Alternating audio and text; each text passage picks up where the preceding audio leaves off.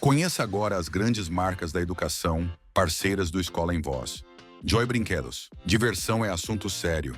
Via Jovem, a principal parceira das escolas particulares. Elos Educação e Turismo. Jornada das Profissões 2025. A maior feira itinerante do sul do Brasil. Travelmate Intercâmbio é para a vida toda. Anderson Gross, o consultor número 1 das escolas particulares. Bom dia, boa tarde, boa noite para você que está nos assistindo aqui no seu podcast de educação Escola em Voz. Estamos reunidos aqui para mais um episódio e aí complementando a parte 1 de algo que já chegou ao seu alcance, que você já curtiu, já compartilhou e fez você se inscrever no nosso canal no YouTube. Vamos falar sobre os 10 fatos que mais marcaram a educação brasileira em 2025. No ponto de vista dos dois senhores que aqui vos falam, né? Claro que Humilde ponto de vista. é humilde ponto de vista. Tudo bem, Anderson? Como vai? Tudo jóia. É muito bom estar contigo aqui para continuar essa lista que nós, né, na nossa humildade, entendemos que são pontos de relevância para a educação onde estamos inseridos, né? Mais aqui ao sul do país, um pouquinho mais com o pé ali no ensino privado. Claro que a gente sempre cita, né, o ensino público com muito respeito, né, que a gente sabe, eu sou, né, oriundo da educação pública, né, no ensino médio e no Fundo 2, fiz só os anos iniciais na rede particular de ensino, então tenho muito a agradecer, tive excelentes professores, excelentes histórias e frequentei muitas escolas maravilhosas. E tu fala com muito amor, com muito orgulho da escola que Isabel tu... de Espanha. Sim. Várias vezes tu comentou aqui. Não, Isabel de Espanha. E temos, cara, eu fui muito bem recebido. Eu tenho várias escolas da rede pública do estado, em especial, que é onde eu mais tive a oportunidade de trabalhar aqui em Santa Catarina.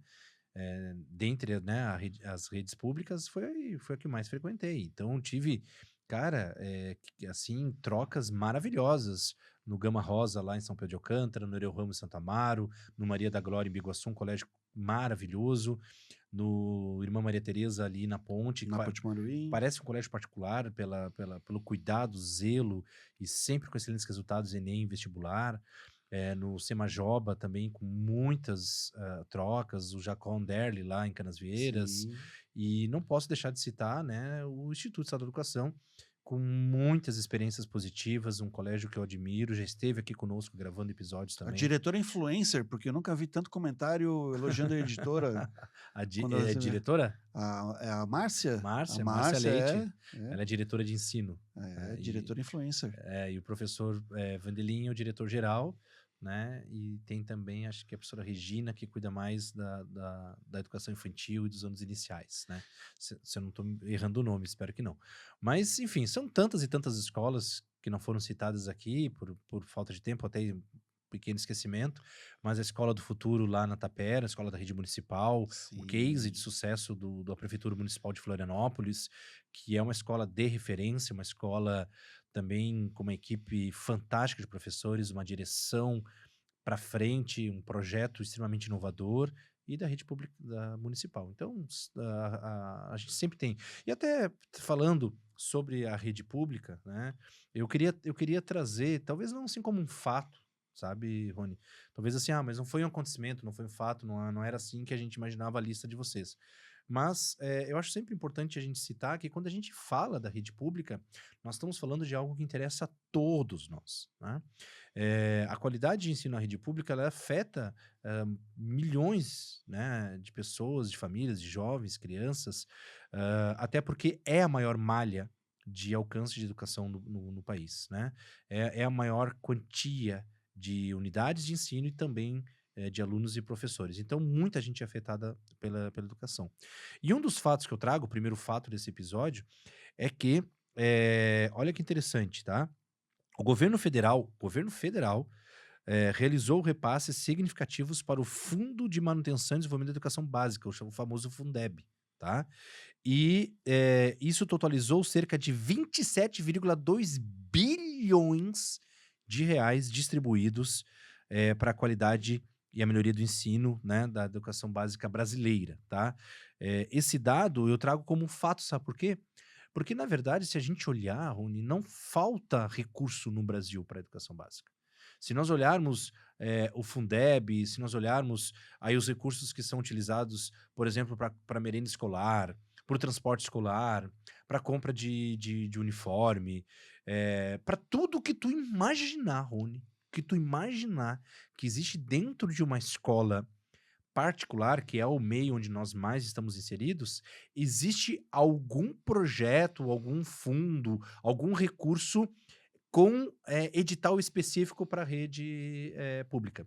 Seja naturalmente, né, o recurso federal, o estadual, o municipal, mas existe, sobretudo o Fundeb, que é o maior caixa nacional de distribuição de recursos para a educação básica. O que tu imaginar, tem para, por exemplo, compra de aparelhos eletrônicos, tem especificamente para alimentação, tem especificamente para mobiliário, tem especificamente para reforma de telhados, compra de parques.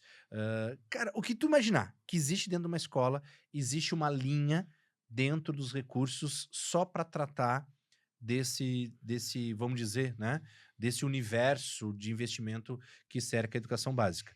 E esses recursos estão lá, ora divididos naturalmente, né, por uma questão de fracionamento, de acordo com o número de alunos dos municípios, e muitos dos recursos também são via projetos.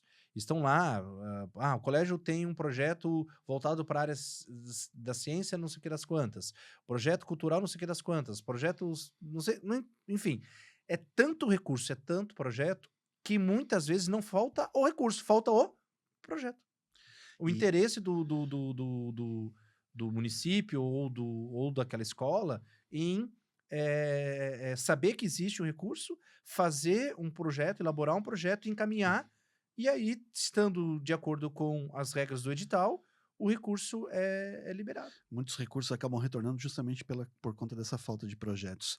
Lembrando que recursos do Fundeb, para serem liberados, eles precisam de uma espécie de fair play financeiro da contrapartida às prefeituras ou aos governos estaduais, né? Então, há uma série de pré-requisitos que eles precisam cumprir para ter acesso ao dinheiro, ao valor. Ou seja, há uma transparência no sentido de que aquele recurso, efetivamente, ele vá para a sua atividade fim, vá para aquele fim O destino destinado a qual ele foi ali separado, né? E isso é muito importante para que a gente possa evoluir, principalmente com relação à transparência, que deve ser parte principalmente do setor público como um todo, mas acima de tudo para a aplicabilidade dele em algo que é tão essencial para nós, que é a educação, né?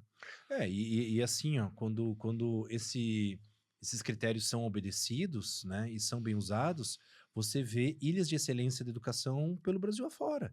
Aí você vê lá uma escola bem cuidada, uma escola que tem zelo, uma escola que tem equipamentos, uma escola que tem tecnologia, uma escola que as crianças estão com uniforme, uma escola que tem boa alimentação.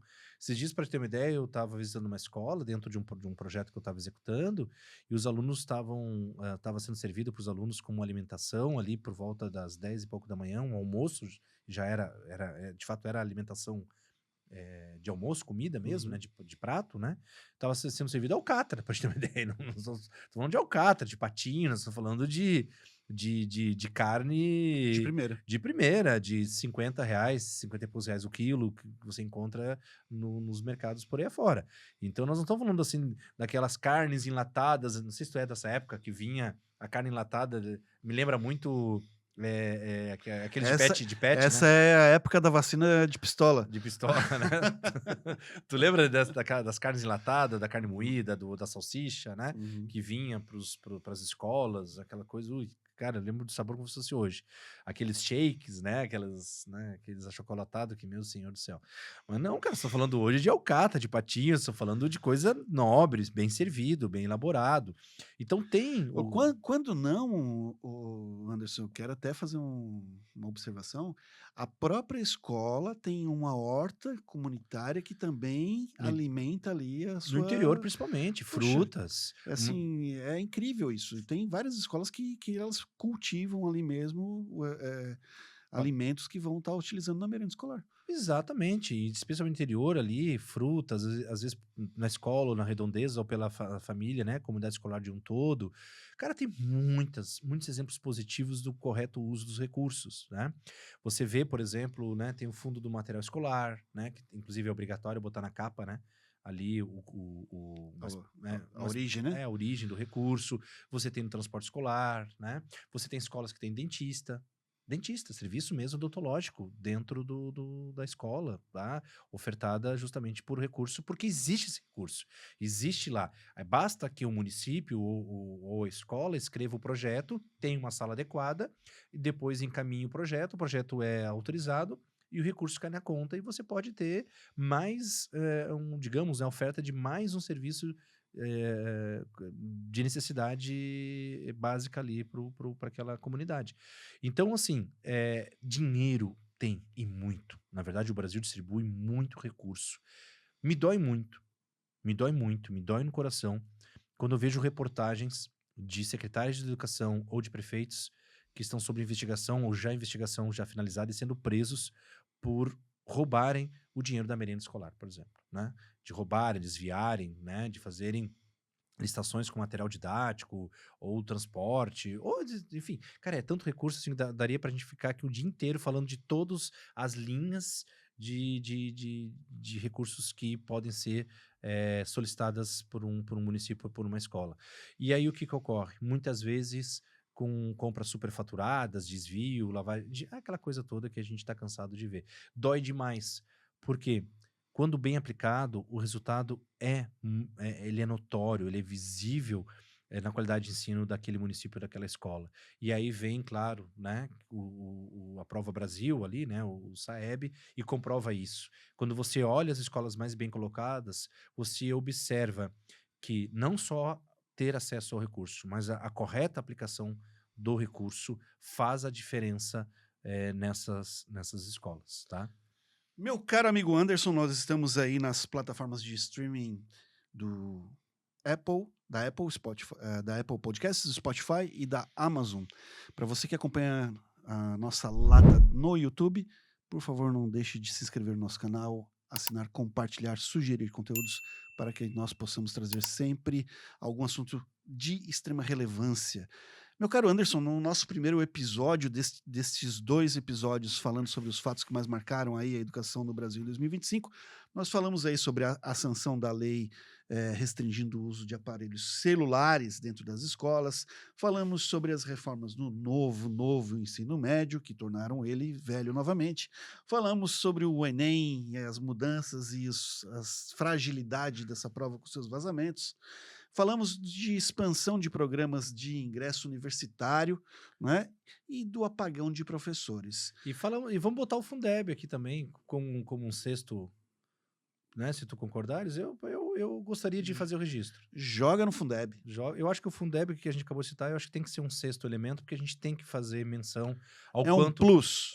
o quanto o Brasil investe na educação básica. O recurso está lá. Eu acho que é um fato que vale a pena ser citado e que a gente tem que se considerar como realmente um fenômeno brasileiro. Existe o investimento, existe esse dinheiro chega aos municípios mais longínquos desse país continental.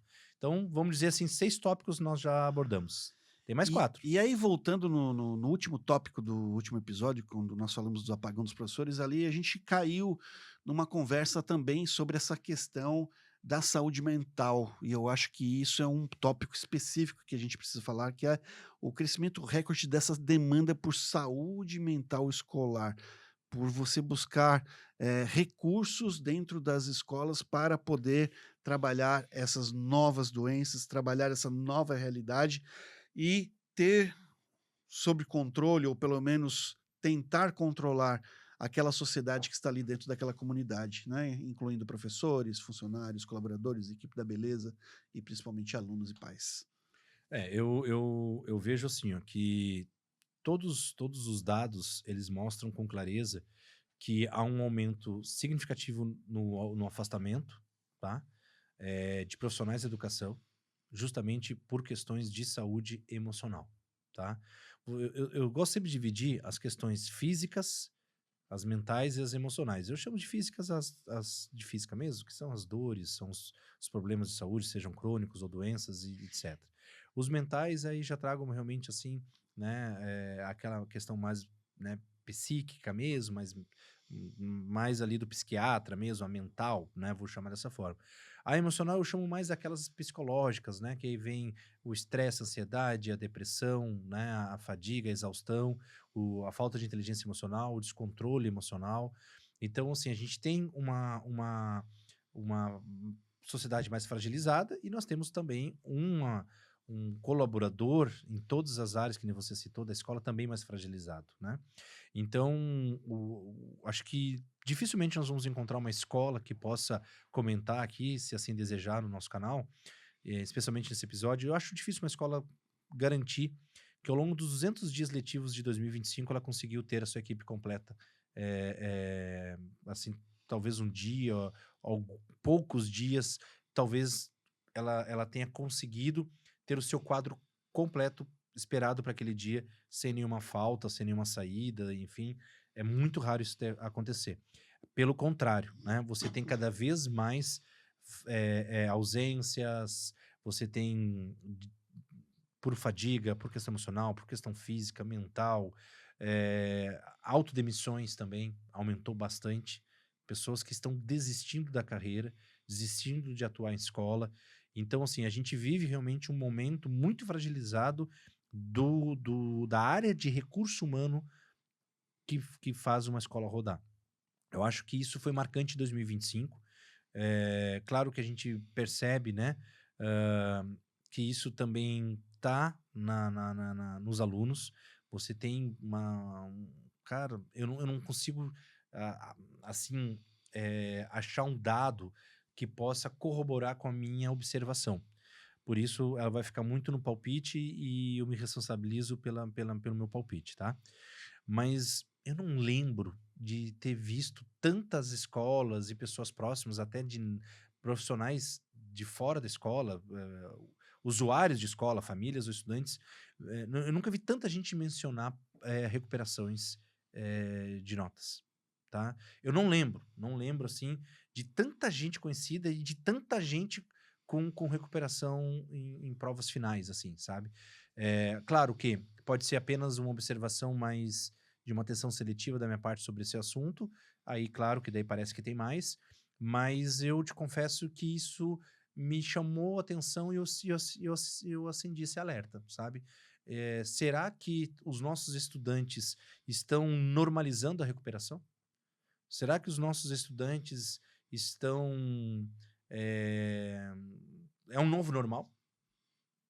Será que é um novo comportamento? Tipo, não é mais aquela coisa tão desastrosa, não é mais aquela coisa tão vergonhosa, já não é mais aquela coisa tão, ai, chatinha, sabe? Tipo, dane-se, né? Tô em recuperação.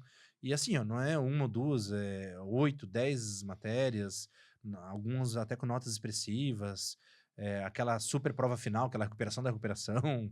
Cara, eu não sei, assim, de novo, é um palpite. Eu acendi o sinal de alerta recentemente sobre isso e tenho dúvidas se eu posso sustentar isso com mais concretude. Acho que tu Mas consegue sustentar isso com essa questão da progressão automática, né?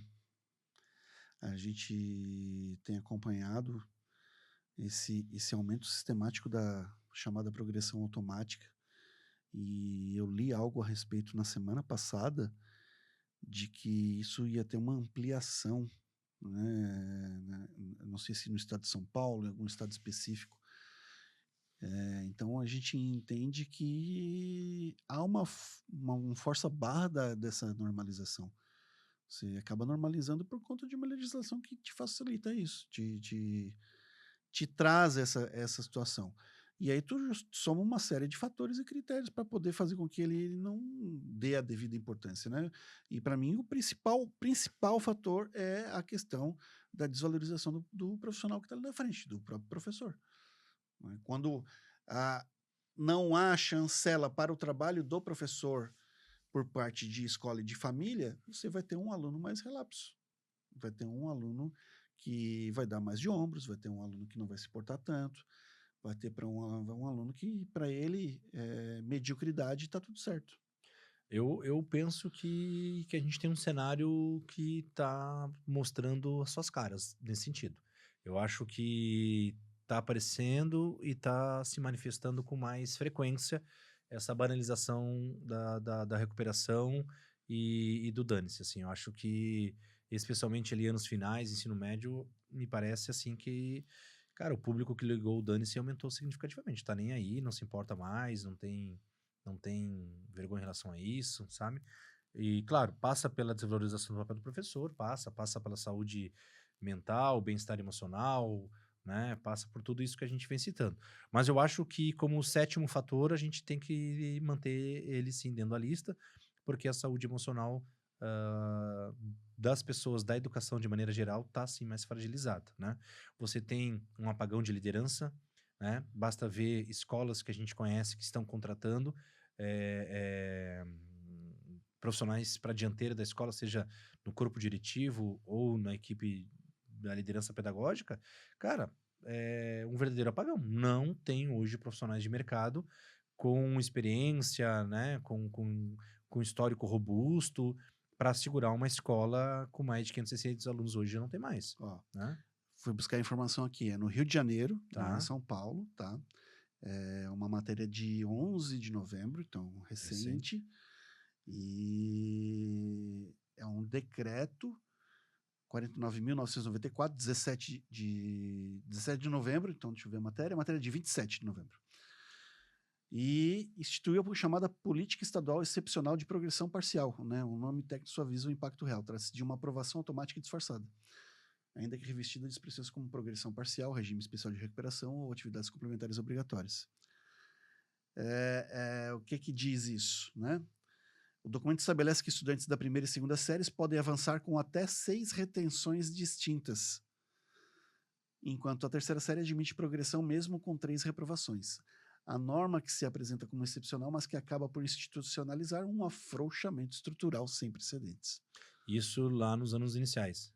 Ensino médio. Isso é ensino médio? Ensino médio. Isso é para o ensino médio. Ele pode passar do primeiro para o segundo com até 6. 6 reprovações. E do segundo para o terceiro até Com até 6 6. reprovações. E do terceiro pode ir. 3 reprovações. Ele vai ter ele uma pode reprovação automática. Ele pode ele- reprovar em 3. Se reprovar em química, física e matemática no terceiro ano, Tudo certo. ele vai continuar, ele vai ter o histórico escolar. E como é que é esse histórico? Aí deve vir amparado no decreto, né? Deve ter Não, mas algum gatilho que acione o decreto e coloque ali alguma observação, enfim. cara, 6 reprovações.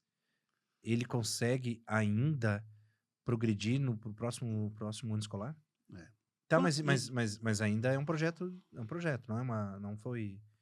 foi sancionado. não, é um decreto, tá? É um decreto Da rede da estadual Secretaria Estadual de Educação do Estado do Rio de do Janeiro. Estado do Rio de Janeiro. E já entrou em vigor ou vai... Institui a política. Decreto É imediato? é imediato, né? Ato contínuo. Então esse o estudante de 2025 já se beneficia desse decreto. Eu acredito que sim. Cara, o que isso vai impactar no engajamento, no empenho, na dedicação? Cara, porque assim, ó. Ó, olha só o parágrafo aqui, ó. O desinteresse estudantil já alto tende a aumentar quando o próprio sistema escolar comunica que o esforço não é necessário. Quando a mensagem institucional você avança mesmo sem aprender. Cara, que loucura. Inacreditável. Depois tu me compartilha comigo. Cara, assim, ó, isso é uma demonstração, né, claríssima, né, de novo, né, o quanto que nós perdemos. Cara, eu acho que praticamente nós podemos decretar a falência do ensino médio brasileiro e se isso for fato, né, isso é uma agressão a tudo que o professor executou durante aquele ano letivo. É uma agressão ao ensino, é uma agressão. Cara, eu queria saber como é que isso no histórico vai ser documentado. Porque. Mas vamos lá, senão a gente vai. Mas só para fazer um contraponto aqui, ó, existe um projeto de lei em nível federal para barrar a aprovação automática. Né? Então. Aí ele acaba engolindo a do Rio de Janeiro. Isso, que aí é uma lei federal, ela supre a estadual, né? mas avançou na Câmara dos Deputados no último mês, aí a gente está falando desse mês também, agora não o último mês, mas aqui no caso dessa reportagem em julho deste ano, de 2025. Mas uma medida que avançou na Câmara com a votação para se decretar o fim dessa progressão automática que acontecia inicialmente aí do terceiro ano do ensino fundamental até o 9º ano. Vamos ver o que vai dar isso. Aí vamos lá, né? Esse tópico da saúde emocional, né? Enfim, mental, a saúde do ser humano dentro do ambiente escolar, seja ele estudante ou o mais alto cargo hoje, né? O diretor da escola. Todo mundo encontra, né? Um desafio nesse sentido. E a escola, ela é hoje, tá? Um espaço doente. Tá? Ela é um espaço doente. Então, para curar a escola, nós temos que curar as pessoas que lá habitam, né, rotineiramente aquele espaço. E para isso acontecer, né, cara, a gente precisa realmente ressignificar o papel da escola na vida dessas crianças e desses adolescentes, que se você perguntar, né, para a massa dos adolescentes, é um ambiente que eles frequentam por obrigação, né, não por vontade própria. Claro que sempre tem as exceções, e não são poucas, mas nós deveríamos ter uma escola muito mais atrativa, onde o bem-estar, né, onde a criatividade, o esporte, o lazer, também a cultura, todas as habilidades pudessem ser provocadas, estimuladas, e que fosse um ambiente realmente muito mais, cara, aprazível, sabe? Tu concorda que deveria existir uma cadeia hierárquica de cuidado? Para que você possa ter lá na base todos sendo cuidados de uma forma homogênea? Não, exato, para alguém cuidar de alguém, esse alguém tem que ser cuidado, né? Então, naturalmente, só que dentro do espaço que nós estamos falando, a gente sabe que a maioria das escolas não tem psicólogo atuante, né? Não tem acompanhamento realmente de saúde do professor, do diretor, do coordenador. Cara, se não tem, na maioria das escolas particulares que tem recurso para tanto, não tem, imagina na rede pública de ensino, né? Sim. Então, é realmente um fato de 2025 que deve retornar em 2026 de forma ainda mais agonizante, né? Porque como não está tendo nenhuma mediação nesse sentido, aquilo que já é ruim só tende a piorar. Meu amigo, um outro assunto muito em voga neste ano foi inteligência artificial, Ah, cara, sim. né? E a consolidação desses sistemas adaptativos de inteligência artificial na rotina escolar. Ao passo que a gente também vê o uso da inteligência artificial como uma muleta para o aprendizado. Então, principalmente aí, falando de ensino superior, né? A galera tá tochando a mão na inteligência artificial para escrever artigo, para fazer trabalho, para esse monte de situações. Mas é algo que é inevitável agora nesse meio.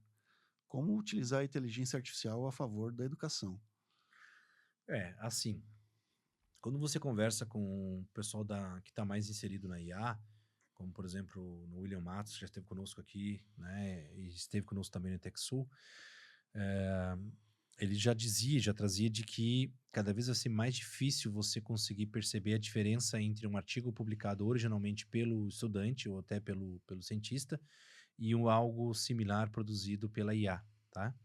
Cada vez essa linha, a diferença entre as duas escritas ou as duas criações, elas estão numa linha tênue tão pequena, tão minúscula, que é possível o mais hábil e mais experiente dos professores conseguir ser enganado, tá? Tá muito difícil. Então, se nós demonizarmos a IA e formos por esse caminho, a gente vai perder, né? Porque ela já é rotina nas empresas, ela já é rotina nas agências de publicidade. Nós temos várias faculdades, para ter uma ideia, várias faculdades descontinuando curso de design gráfico, que a IA hoje faz isso sozinha. Diversas áreas que podem ser automatizadas estão tendo realmente um impacto na oferta nas graduações, porque o mercado já não está mais contratando esses profissionais. Curiosamente, as empresas, as famosas Big Techs, são aquelas que mais dominaram o noticiário corporativo mundial com anúncios de demissões em massa, tá? Nós não estamos falando de dezenas e nós não estamos falando de centenas. Nós estamos falando de milhares de profissionais que estão sendo demitidos das Big Techs, ou seja, justamente nas áreas criadoras ou, enfim, de certa forma, conectadas com IA, são as que mais vão demitir profissionais. Olha que loucura. A área de TI é a que mais vai demitir funcionários num curto período e é a que mais tem demitido. Isso está em todo o noticiário corporativo que você pesquisar. Então, a IA, ela vai trazer consequências, sim, no mercado de trabalho. Agora, se eu tiver uma educação que não está preparada para conviver com a IA e eu fazer de conta que ela não está ali, ou que ela não está sendo usada, ou demonizá-la e combatê-la, eu, na verdade, vou ir na contramão daquilo que o próprio mercado já está utilizando. Então, não utilizar de maneira consciente ou estruturada, de maneira também inteligente e bem elaborada, é praticamente dizer para o meu aluno que eu estou fazendo de conta que o negócio não existe. Por quê? Porque no campo acadêmico já é utilizado, aí o mundo acadêmico tem que resolver esses desafios, mas no mundo corporativo ela já é uma realidade, cara, né? Então, assim, mas eu vou brigar porque o aluno fez. Vou pegar exemplo. Hoje você tem alunos se preparando para a prova usando a IA de uma forma que eu acho extremamente criativo. Por exemplo, né? Estou estudando trigonometria. Tenho prova de trigonometria amanhã. Por favor, elabore 3 sugestões de provas de conteúdo de trigonometria com 10 questões cada de múltipla escolha, sendo utilizando 4 questões em que a universidade, a UFSC usou trigonometria, 4 em que houve trigonometria na prova Enem e 2 da UDESC. Cara, a IA consegue criar a questão para ti usando a linguagem da UFSC ou da UDESC ou do Enem. Então, se o aluno ele domina, de certa forma, a estrutura como o professor gosta de montar as questões, geralmente são 10 nas escolas de ensino médio, ele consegue se aproximar Da prova que vai ser da aplicada. prova que vai ser aplicada. Isso é usar, no meu entendimento, a inteligência de maneira extremamente positiva, né? Porque ele está pedindo para, nesse caso, a IA fazer, né, a versão do professor e preparar ele para a prova. Agora, precisa da IA para isso? Vou te dizer então uma outra inteligência. E tem uma escola, por exemplo, que eu tive a oportunidade de conversar com um aluno, em que eles foram fazer uma prova no primeiro bimestre de uma determinada matéria dessa escola, e os alunos do segundo ano passaram a prova para eles. Passaram a prova para os alunos do primeiro ano. Por quê? Porque o professor sempre Repetir a aplica a prova. mesma prova. E a prova já está sendo aplicada há mais ou menos 3 ou 4 anos, sem nenhuma mudança nem na sequência das questões. Entendeu? E aí os alunos basicamente gabaritaram a prova. E aí eu até perguntei para eles, tá, mas vocês não combinaram de uns acertarem 10, outros 8, outros 9, fazer um fracionamento disso, né? Porque a inteligência está justamente em fazer, né? Sabe o que os alunos falaram? Não, o professor nem olha isso, se já todo mundo 10, todo mundo acertar, etc. Mas aí a gente combinou que uns acertar 9, outros acertar 10, mas assim, todo mundo tirou 9 ou 10, entende? Eles não combinaram que um ia tirar 8, por exemplo. Mas é só para ter uma ideia. A inteligência ela tá inserida nos dados. Um aluno que tem a prova guardada e que já recebeu de uma turma anterior e que passa para a posterior, que é a recente, já está usando dados, já está usando um comportamento padrão do professor, entendeu? Então, eu entendo que a IA ela traz desafios, traz com seus desafios algumas dificuldades que precisam ser sanadas, né? Mas assim, cara, não tem como ela não estar inserida na realidade educacional. Perfeito, meu caro. Acho que um outro ponto que marcou bem aí a educação brasileira no ano de 2025, ela diz respeito aos processos seletivos. E aí a gente vê um encaminhamento de algumas universidades numa reestruturação dos seus processos seletivos, seja na utilização de Olimpíadas de Conhecimento, seja na supressão de fases, fazendo numa única fase, seja na própria reestruturação da prova, mas a gente continua vendo, sim, um calendário colapsado de vestibulares, principalmente no sul do Brasil, que é algo que chama muita atenção, não é? Eu vejo assim, ó, me parece que a UFPR, que para mim é o verdadeiro modelo de comunicação de processo seletivo, talvez entre os melhores do Brasil, com certeza, mas talvez o melhor do sul do Brasil, tá? Vou colocar por minha conta que o melhor processo seletivo em divulgação, em campanhas, peças, acesso, conteúdo é o da UFPR, disparado, engole qualquer outro processo seletivo. Mas a UFPR vinha com essa teimosia de 2 fases, né? Que também traz para si algumas dificuldades de logística. Então, eu acho que a UFPR tem o ano de 2025 como o último ano do seu modelo de 2 fases. Acredito que 2026 deve vir dessa forma. Tivemos, né, pela primeira vez, o uso da Universidade Federal de Santa Catarina por história escolar, em cursos que tiveram baixa demanda, tá? Então, não era algo que a UFSC aceitava com bons olhos, ela teve que se render a processos seletivos alternativos, porque o seu principal processo seletivo, que é o vestibular, ele não consegue fechar sozinho todas as vagas, em especial de cursos de menor demanda. Depois o SISU, de novo, até por uma questão de calendário, que é muito mal colocado, né? Fica apertado ali o prazo de matrículas e as universidades precisam saber quem de fato vai se inscrever para qual curso, turno, campus, enfim, para ver se ela consegue Para ela mesma se organizar, né? exato, né? O que eu vou ter de aluno, o que eu vou ter de orçamento, o que eu vou ter de campus, né? O que eu vou ter que cuidar.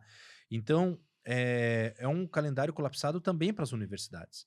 E o SISU, tá claro que, pelo seu sistema de várias chamadas, ele acaba fazendo com que também não se supra a demanda do estoque de vagas que essas universidades têm. O que acaba acontecendo? Elas precisam fazer múltiplos e diferentes tipos de seleção para poder ver se consegue fechar os seus quadros de vagas. A UFSC adotou, então, pela primeira vez o histórico escolar, né, sobretudo nos cursos de licenciatura, tá bom? E nós tivemos um processo seletivo de meio de ano também na UFSC, que foi algo igualmente inédito, né? Porque a UFSC já percebeu que ela estava correndo o risco de não conseguir preencher bem as suas vagas de meio de ano, tá? Porque mesmo aqueles aprovados no seu vestibular, que não existe no meio do ano, ele é apenas no final do ano, no verão, já com o objetivo de fechar as 2 turmas. Os cursos que têm turma 1 e turma 2 já são, então, fechados através dos concursos de final de ano. E aí ela passou a ter um concurso de vagas remanescentes, porque houve desistência, tem havido cada vez mais desistência da UFSC. Então você tem isso. A UDESC já vinha, né, com história escolar, com o Enem, ampliou significativamente, né, o uso, tá certo? E eu acho que o maior anúncio disso tudo eu trago agora, tá? Que foi surpreendente. Isso eu acho que ninguém esperava, dentro dessa linha ainda, tá? Que é, pela primeira vez, o aceite por parte do SISU de edições do Enem que não sejam única e exclusivamente a anterior, né? Então, até o ano de 2025, o SISU 2025, só era candidato apto o candidato que participou do Enem de 2024. Qualquer edição do Enem anterior a 24, ela não tinha mais validade para o SISU, para o ProUni e acho que também para o FIES, se eu não me engano, Também. tá? Então, todo o candidato para ProUni, FIES e SISU teria que ser, então, oriundo da participação do Enem exatamente anterior. A partir de 2026, que é agora, então, né, o SISU, ProUni e o FIES, o candidato participante e concorrente não é mais apenas aquele que executou agora o Enem de 2025. Aquele que também executou o Enem de 24, de 23, tá? Ele também vai poder participar dessa competição, enfim, ampliando, então. Isso é mais uma prova de que as universidades não estão conseguindo fechar os seus números, tentando resgatar candidatos de anos anteriores para ver se num bolo maior, numa população maior de candidatos, se consiga fechar as turmas do próximo semestre, ou dos 2 próximos semestres acadêmicos. Então isso está muito claro, tá? Essa mudança, ela é significativa, porque permite então que o Enem tenha mais tempo de validade do que tinha antes, especialmente para os maiores programas, né, de ingresso, que é o SISU, ProUni, e de financiamento, que é o FIES. A gente falou da saúde mental, a gente falou do apagão de professores, e talvez esses 2 itens, esses 2 fatores que marcaram aí 2025, sejam ligados a um terceiro fator, que é um aumento dos processos de judicialização na educação. Em qual sentido que isso está ocorrendo?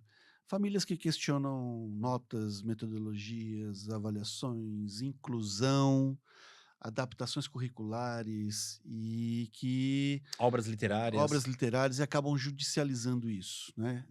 Acredito que tem um fator social e ideológico acabando envolve muitas dessas situações, mas muito até por conta dessa mudança de comportamento da sociedade com relação à figura do professor e da escola em si. É assim, você tem diversos casos de 2025 que reverberaram pesado nas redes sociais e também no campo judicial, questionando das mais diversas situações. Ora, né, por mal condução da escola em alguns aspectos que realmente eh, foram mal guiados ou mal projetados e trouxe consequências para a escola, por péssima direção ou coordenação pedagógica, e ora totalmente descabidos por conta de uma visão unilateral de algumas famílias que questionaram coisas assim que beiram um absurdo e que trouxeram também judicialização até mesmo na escolha literária de obras e etc e tal. Você vai ter diversos acontecimentos que trouxeram, digamos assim, um maior uso do apoio jurídico para as instituições de ensino. Hoje a escola que não tem ou não é vinculada ao Sinep, tá? E mesmo sendo vinculado ao Sinep, que é o sindicato, né, dos mantenedores, do sistema patronal, do sistema de manutenção da escola particular, uma escola séria ela tem que ter uma assessoria jurídica de excelência. É impossível. Não importa o tamanho da escola. Pode ser uma escola de 50 alunos, que existe, tá? 50 alunos, pode ser uma escola com mais de 2.000 alunos. Cara, é impossível você operacionalizar uma escola em 200 dias letivo, com 50 ou 2.000 famílias, sem passar por alguma situação de judicialização ao longo do ano. Das mais diversas questões. Hoje você tem uma família mais plural, mas você também tem famílias cada vez menos tolerantes em vários aspectos e vários temas. Então,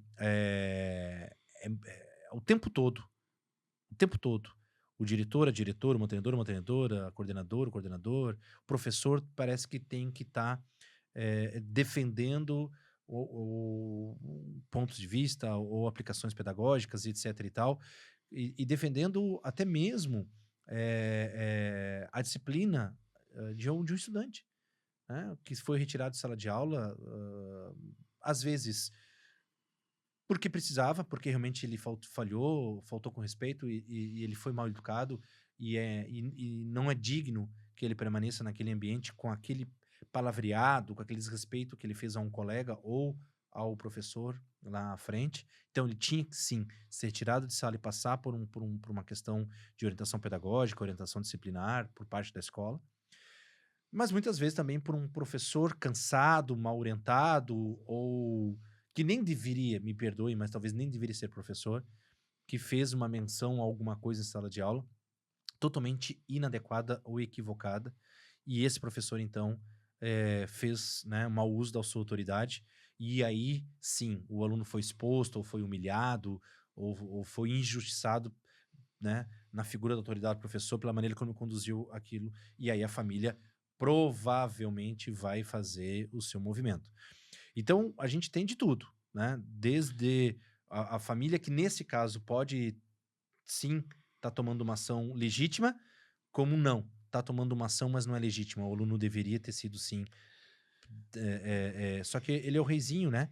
Ele é o, né, o intocável, né? E ainda lembrando que hoje tem essa questão da judicialização propriamente dita, mas existe um tribunal da internet que é avassalador, Com vida própria, né? com vida Regras própria, com próprias. regras próprias, sem Moderação. moderação, sem contexto, sem nada, né?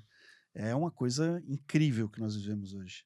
Eu oriento a todos os diretores e coordenadores que são meus clientes a não responderem nada que não seja do campo da escola e que seja tratado em escola. Também não permito, sob hipótese alguma, dentro de quando eu sou consultado, que um cliente meu atenda comitivas de pais, tá? Não. Os assuntos são tratados de maneira individual. Os contratos são individuais, né? Exatamente. E só vou atender 2 famílias após ouvir cada uma delas em base individual, para que eu possa poder fazer um juízo de valor com critérios muito bem estabelecidos, poder fazer a montagem de uma leitura de cenário que me permita achar uma equidade, achar um equilíbrio justo e tentar achar uma solução para aquele problema que se avolumou, seja dentro da escola ou ali na área externa da escola, né? Quando envolve situações que vão além desse ambiente, aí tem se tornado muito difícil a escola determinar quais são os limites de atuação dela em razão da polêmica ou das agressões que foram estimuladas por 2 atores da escola, só que num ambiente externo. Isso eu acho cada vez mais difícil. Por isso que uma boa assessoria jurídica, ela é o teu ponto de equilíbrio para esse tipo de interpretação.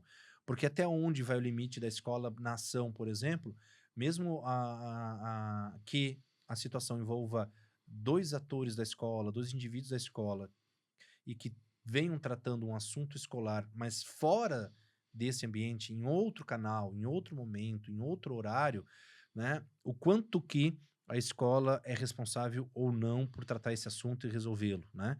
Então, quando você tem uma assessoria jurídica que compreende esses limites, que te ajuda até mesmo, e por que não, né? Que eu tenho falado também cada vez mais para as escolas, tá, Rony? Em atualizar o regimento escolar. Revisitar o regimento. Atualize o regimento. Ele está desatualizado.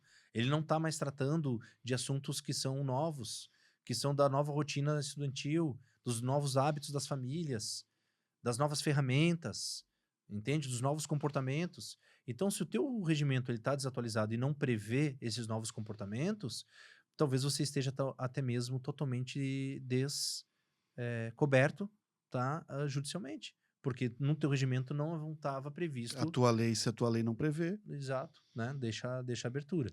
Então, assim, eu acho que 2025 marca muito essa judicialização que a gente não via há tanto tempo quanto do período da pandemia, que foi totalmente judicializado, né? Especialmente em questões de contratos e anuidades ali foi muito questionado e o sistema jurídico o escolar foi acionado exaustivamente naquele período ali.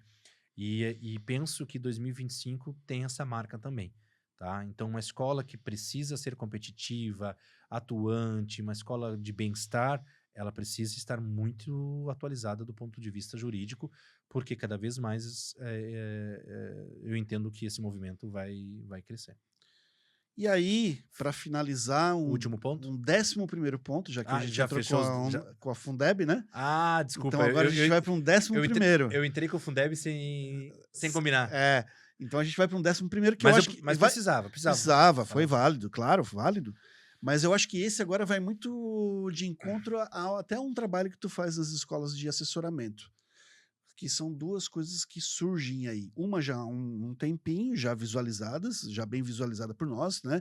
Que é a expansão de grandes grupos, né? Na compra de escolas menores. E a outra é justamente um surgimento, talvez, daquela escola boutique, aquela escola menor, segmentada e com uma proposta mais personalizada.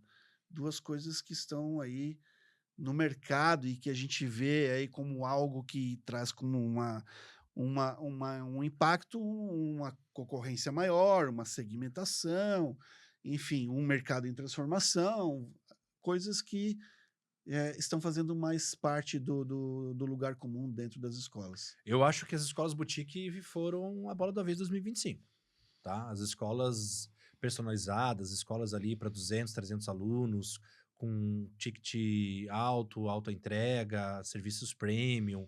Eu acho que teve muita coisa que rolou no mercado em 2025 nesse sentido e que mostrou que havia um mercado dentro do mercado, Uhum. que não estava sendo explorado, tá? Então, eu acho que a escola Bastantão de 2.000 alunos, eu não sei se ela vai muito longe, tá? Eu acho que escolas com uma entrega mais personalizada, tanto extremamente elitizada, de tickets elevadíssimos, como escolas até mais econômicas, mas com ótimas entregas, eu acho que o mercado, eu penso, né? Eu penso que o mercado trouxe essa visibilidade interessante, tá? Eu vi muita gente, cara, eh, nas duas pontas, tá? Fazendo uma escola de excelente nível. Que eu digo assim, de um nível de satisfação da clientela nos dois sentidos. Tanto a ultra premium como a super econômica. Tem escolas econômicas, cara, que estão muito bem. Claro, aí a escola econômica, ela tem que ter uma gestão finérrima, né? Ali, cirúrgica, né? A margem de erro dela é baixíssima. Mas tem um público ali que consegue pagar que não quer ficar na rede pública, mas tem um ticket que aí um pouquinho de esforço eu consigo pagar isso, e esse público aqui, ele é interessante. Tem um público que paga direitinho, certo? Que muitas vezes você tem uma resposta de obediência dos alunos Maior. maior, você tem uma presença e um acompanhamento das famílias legal, e às vezes tem uma escola ali de 300 alunos, né, redondinha, sabe? 25, 26 alunos por turma, entende? Né? Bem geridos, etc. Né? Pode ser interessante, né? Mas, claro, E dentro da expansão de grandes grupos, que é algo que tu já acompanha já há bastante tempo, até num assessoramento à venda de escolas, né, como é que tu enxerga isso? Isso continua esse movimento? Ele ainda é forte? Ainda é algo que existe no mercado? 25 foi um ano de muita especulação, assim, né? Nós temos um sistema econômico brasileiro que está estagnado há muitos anos, né? Nós tivemos 3 eventos em sequência que foram uma aberração para o Brasil, dentro do contexto que o Brasil se encontrava, né? Nós tivemos o único país do mundo que, em sequência, teve Jogos Pan-Americanos, Copa do Mundo e Olimpíadas, né? Em sequência, né? E então, assim, a gente vem, né, numa situação econômica difícil, mas o sistema privado tem mostrado fôlego, tá? Então, nós não apenas não estamos estagnados, como o mercado de ensino privado, ele vem apresentando leve crescimento, então ele está nutrido, ele está respirando, e ele tem crescido, mesmo num mercado, ah, numa economia que não vem crescendo, tá? O mercado de ensino privado, ele tem saúde, Ou certo? seja, os grandes players continuam de olho no mercado. Continua de olho no mercado. Nós tivemos algumas aquisições em 2025, tá? Algumas especulações, mas eu acredito que 26 deve vir com mais força, em virtude de alguns acordos que não chegaram a esquentar em 25, mas eu conheço mais gente cansada de estar à frente de escola em 25 do que em 24. Tá? Eu conheço mais gente disposta a sentar e Negociar. negociar a sua escola. Segurou o período de pandemia. Nós vimos um período pré-pandemia bom. Tá? O Brasil vem já, na verdade, umas 2 décadas do ensino privado da educação básica bem, certo? Aí nós tivemos, naturalmente, né, uma pandemia avassaladora, mas, curiosamente, o que o ensino superior não conseguiu recuperar, tá? O ensino superior, o técnico, né, não conseguiu recuperar, mesmo com um monte de projetos, mesmo com um monte de opções de investimento. O ensino básico recuperou e já recuperou números pré-pandêmicos. tá bom? Então, assim, o ensino básico brasileiro, ele é um dos melhores mercados mundiais. E pulverizado porque tem mais de 40 mil escolas. E só que muitos donos de escolas que tem ali... Cara, é nítido, assim, dá até para desenhar o perfil com muito... Cara, com assertividade absurda.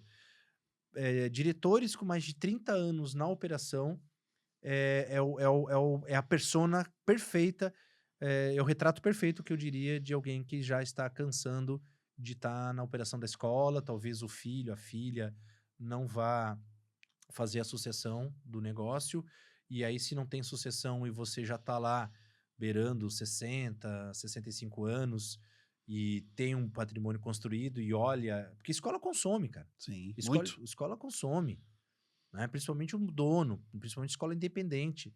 Ele consome, né? São 200 dias ali, fora, né? Todos os outros períodos, que ele consome a pessoa envelhece numa escola, né?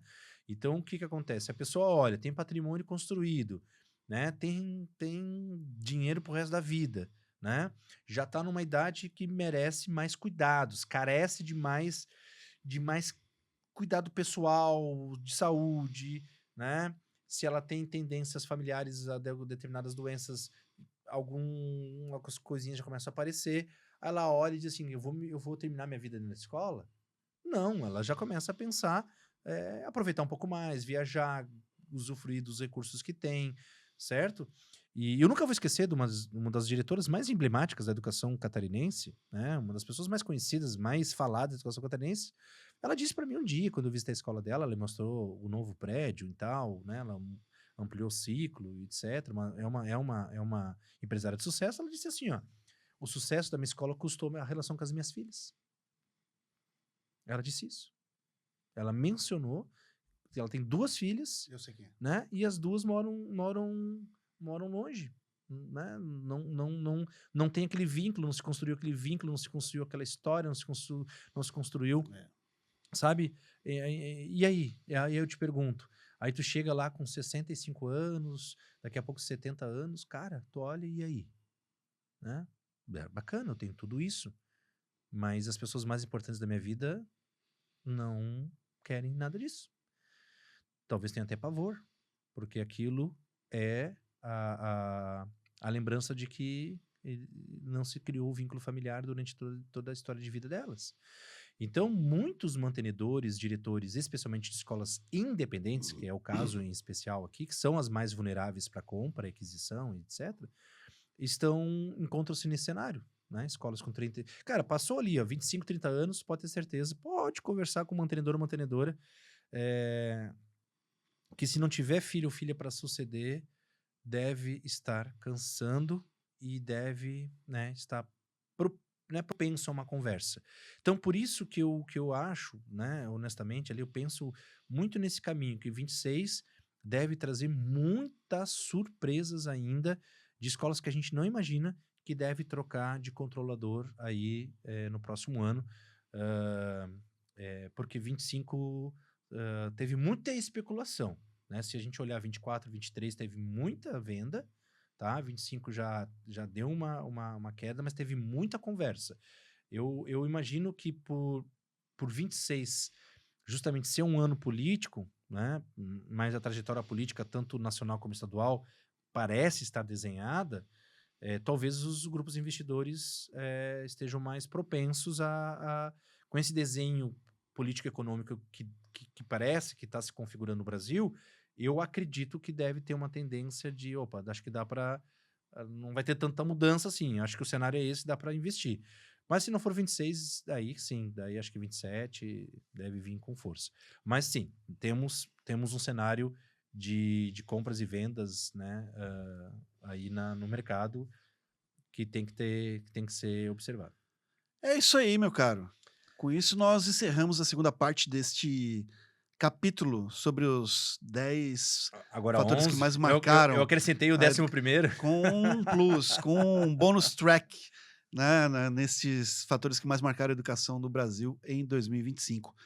E acompanhamos todos eles, né, meu caro? Estivemos aí firmes e fortes com o nosso podcast, em que daremos continuidade em 2026 com muitos episódios, muitos assuntos a serem tratados aqui com a maior relevância para a educação do nosso país. Escola em Voz em 2025 foram cerca de mais ou menos ali perto de 50 episódios inéditos, toda semana um O episódio fator novo. que mais marcou 2025 foi a chegada aos nossos 10 mil inscritos. Ah, bom demais. Parabéns, meu irmão. Foi muito bom trabalhar, né, ao longo desse ano ao teu lado, junto com toda a equipe da Top Master Studios e também aos nossos queridos parceiros, amigos, ao Valdemar, ao Juliano e toda a equipe, né? Valdemar, não, seu Valdemiro. Seu Valdemiro Crank, né? Da Joy Brinquedos, né? Se você está pensando em investir na sua escola em parques de diversão, jogos, né, imobiliário, né, da área externa, você tem que conversar com o seu Valdemiro e o Juliano lá da Joy Brinquedos, porque realmente, assim, além de serem pessoas sensacionais, comprometidas, zelosas, caprichosas, eles não olham para o valor final do orçamento, né? No sentido de que só pegam coisa grande. Não, se a escola quer um escorregador, eles vão lá e vão fazer com o mesmo carinho que a sua escola comprar um parque inteiro com eles, né? Também agradecemos a Elos, né? Na pessoa do Nosso Josué. queridíssimo Josué Josué. Santana tá lá em Josuelos. Gaspar. O Josuelos está lá em Gaspar, né? A formatura mais E- espetacular, linda e, cara, icônica, né? do A sul do Brasil. viagem mais desejada dos formandos aí de 9º ano, né? Cara, e acho que supera até a dos terceirões, É né? verdade, é Porque verdade. aquilo que ele faz lá é extraordinário. Toda a equipe da Elos, todo o trabalho que a Elos faz, e por isso é merecido sucesso, né? Em toda a carteira de clientes que a Elos possui, sobre condução e guiado pelo Josué. Assim como também, né, o nosso pessoal de internacionalização, né? Travelmate, né, na pessoa do Eduardo, também ali na Mari, fazendo atendimento às escolas, a Fran, na equipe de marketing, Fantásticos. toda a equipe da Travelmate que acreditou no podcast, que acreditou no Escola em Voz e que acreditou no nosso trabalho e que vem, né, apoiando a educação aqui no sul do Brasil. São nossos, aqui do sul, de Curitiba, de Tubarão, né, de Santa Catarina, a Travelmate, né? Então a gente deixa o carinho. Empresas locais, empresas sul-brasileiras, empresas que vivem da educação e que acreditaram no nosso trabalho e que ajudaram a chegar, né, a esses 10 mil, quase 11 mil inscritos no canal. E um agradecimento mais do que especial para essa equipe que nos atende sempre com muito garbo e elegância aqui neste local onde gravamos o nosso podcast. Top Né? Master. Estúdios Top Master, na pessoa aí da Adri, que está com a gente hoje, da Cal, que sempre está colada com a gente também, do Andrew e principalmente do Johnny Florencio, que é o CEO aqui do estúdio, Junto e com do o Kleber. Kleber, né, junto com a Top Master Contabilidade, que nos dão total suporte para que esses vídeos cheguem aí com filtros caprichosos para vocês todos. E aos convidados que sentaram conosco à mesa, que abriram mão de seus compromissos e suas agendas para ofertar a nós e a você que está nos assistindo a sua participação as entrevistas, o bate-papo, né? Tantas pessoas maravilhosas passaram por aqui trazendo suas contribuições para tornar a educação brasileira, a educação privada ou pública do sul do país ou do Brasil inteiro, realmente um lugar mais seguro, um lugar de desenvolvimento e de crescimento. O canal Escola em Voz cumpre o seu papel, que é trazer assuntos relevantes para a educação. O canal Escola em Voz, ele buscou em toda a sua totalidade sempre a neutralidade, sempre a responsabilidade, para que pudesse trazer equilíbrio. Claro que todos nós temos opiniões e temos preferências. Concordamos e discordamos, na verdade, tanto faz. O importante é que cada um possa interpretar, buscar para si aquilo que é mais relevante para o seu dia a dia, né, para a sua escola, para a sua vida pessoal, para o seu desenvolvimento. Tivemos a oportunidade de fazer a primeira live, né, de lançamento do vestibular do sul do Brasil, que foi Sensacional. da Universidade Federal de Santa Catarina. Junto com o professor Manuel. Exatamente, né? Que sempre nos prestigia. E tantas outras. Em primeira mão, Isso. exclusivíssima. Né? Exato. Foi muito, muito importante. Essa live foi no dia de lançamento do vestibular unificado, UFSC, IFSC, IFSC 2026. E neste dia, antes do lançamento oficial na universidade, o professor Manuel, um dos coordenadores da Cooperv, estava aqui conosco para falar sobre isso. Exatamente. Então, foram muitas conquistas, muitas realizações, tá certo? E agora estamos levando o canal Escola em Voz para a sua 3ª temporada. Você que acompanha a educação, você que é dos mais diversos serviços da educação privada, seja na área do mobiliário, seja na área do sistema de ensino, do bilíngue, do socioemocional, da parte estrutural, vigilância, prestação de serviços dos mais variados, tem a oportunidade de fazer parte da nossa família Escola em Voz, do nosso time de parceiros, com os mais diversos projetos que o Escola em Voz planeja lançar para o próximo ano letivo e para a sua terceira temporada de existência, tá certo? Basta fazer contato conosco, tanto o Rony quanto eu, vamos prestar esse atendimento e esclarecer para você de que forma você pode apoiar esse que é o único canal no YouTube aqui no sul do Brasil dedicado a falar da educação básica, em especial, né, da educação privada. Um grande abraço, Rony. Obrigado por mais um ano juntos e vamos para 2026, meu irmão. Vamos juntos com o apoio das nossas famílias, que também merecem um agradecimento especial, e principalmente nos apoiando e nos dando força aqui, um ao outro, para que a gente cumpra com esse papel tão nobre que nós consideramos aqui, honroso para nós, falar sobre educação. Para você que nos acompanha, um grande abraço, obrigado por estar conosco até agora. Inscreva-se no nosso canal, ative as notificações, acompanhe conteúdos que virão com muita relevância agora no ano de 2026, porque o canal Escola em Voz é para isso.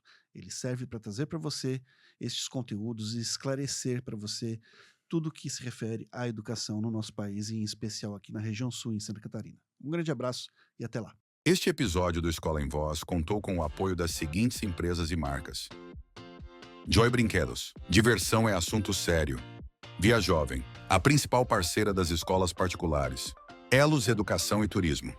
Jornada das Profissões 2025, a maior feira itinerante do sul do Brasil. Travelmate Intercâmbio é para a vida toda. Anderson Gross, o consultor número 1 das escolas particulares.